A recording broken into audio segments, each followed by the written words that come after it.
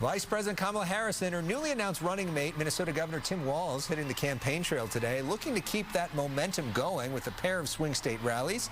In the last hour, they appeared in Detroit. Earlier, they were in Wisconsin. Understand, in this fight, as Tim Walz likes to point out, we are joyful warriors. Joyful warriors. Because we know that while fighting for a brighter future may be hard work is good work. Hard work is good work. The Harris-Walz campaign is next slated to visit Arizona and Nevada, while their planned trips to North Carolina and Georgia have been postponed due to severe weather from Tropical Storm Debbie. Meanwhile, former President Trump's running mate, Senator J.D. Vance, visiting the same two states today, crossing paths with Harris's plane on the tarmac in Wisconsin. Vance even approached the VP's press pool, criticized her for running a so-called basement campaign and not doing any interviews since she was tapped as the nominee. Vance then visited a local manufacturer where he hit Governor Walz on his response to the 2020 riots in Minneapolis. I'm scandalized by this guy pretending that he stands for working people. Working people need to live in communities with public safety. Working people need to be able to build a business and know that some hoodlum isn't going to come along and burn it to the ground because of a political issue. Working people need the police to be supported in their communities, and Governor Walz has been a total failure on all those things. Donald Trump was not on the campaign trail today, but has a rally scheduled in Montana on Friday. With more on the state of the race 90 days out, we're joined by Peter Hamby, partner at Puck News, host of the great podcast, The Powers That Be, and host of Snapchat's daily show, Good Luck America. Peter, great to see you. It's great to be here with my fellow Happy Warrior journalists. Yes, that's what we are, Happy Warriors.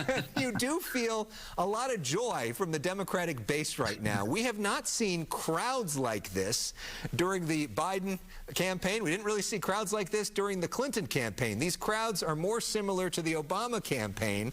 Donald Trump likes to talk about crowd size a lot. What does this crowd size tell you? Alex, do you remember in the tail end of Joe Biden's dying campaign when he had a rally in Wisconsin and his campaign was bragging about 1,000 people showing up to see Joe Biden? You're absolutely right. Energy and enthusiasm, irrational exuberance, as David Axelrod called it the other day, is not to be underestimated. The Harris-Walz campaign has now raised probably about $40 million since that pick was announced just yesterday. That's on top of the $300 million that Harris has raised in July. So yeah, all the momentum is actually with Democrats. That is objectively true at this point. Harris's favorability has gone up. She's now 5 points underwater. Not great, but she was 15 points underwater in the polling average, her favorability rating, and she's crossed Donald Trump in horse race polling. But all that being said, this is still a close race. Democrats are a little high on their own supply right now. It's way better than it was when Joe Biden was at the top of the ticket, but there was a poll that came out in Wisconsin today, one of the most important swing states.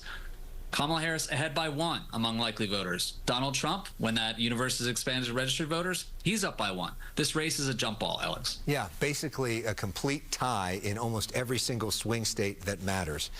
So obviously the big news of this week was the pick of Tim Walz. A lot of folks were expecting it to be Josh Shapiro. Do you think this was a smart pick? Josh Shapiro, of course, the governor of Pennsylvania, a little bit more aggressive, a little more ambitious, happy warrior, if you will. Ambitious seems to be the word leaking out of the VP vetting, selection, interview meetings with Josh Shapiro.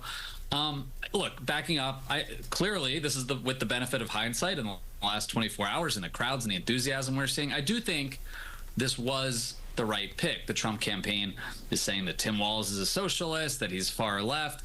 He's actually more toward the center left than the far left, despite what Bernie Sanders and AOC are saying right now, and even the Democratic Socialists of America are taking credit for Tim Walz being picked as the running mate. I do think this is the right ticket. Think about if Josh Shapiro and Kamala Harris were a ticket.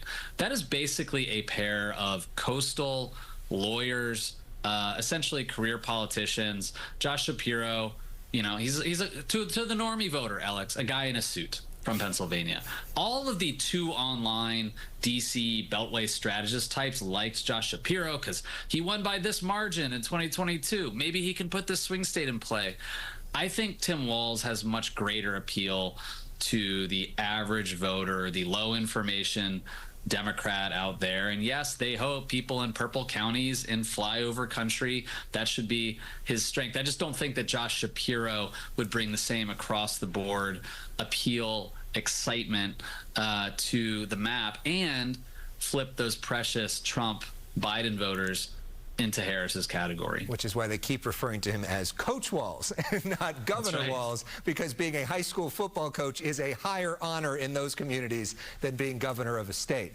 So let's talk real quick about where Donald Trump and J.D. Vance go from here. J.D. Vance, a bit of a stunt, walking over to the VP's plane. Yeah. She wouldn't talk to him. He is criticizing her for not answering any questions. We hope she does answer some questions. It's kind of crazy that she hasn't. But they don't really seem to have much of a clear message so far in attacking Harris and Walz. Yeah, look, by the way, Alex, I agree with you. Democrats, people on Twitter are upset that J.D. Vance is saying Kamala Harris isn't taking questions. She hasn't been in an unscripted moment, really, since becoming the nominee. And she will have to do some kind of big sit-down interview, take questions from the press gaggle, maybe do some town hall with voters.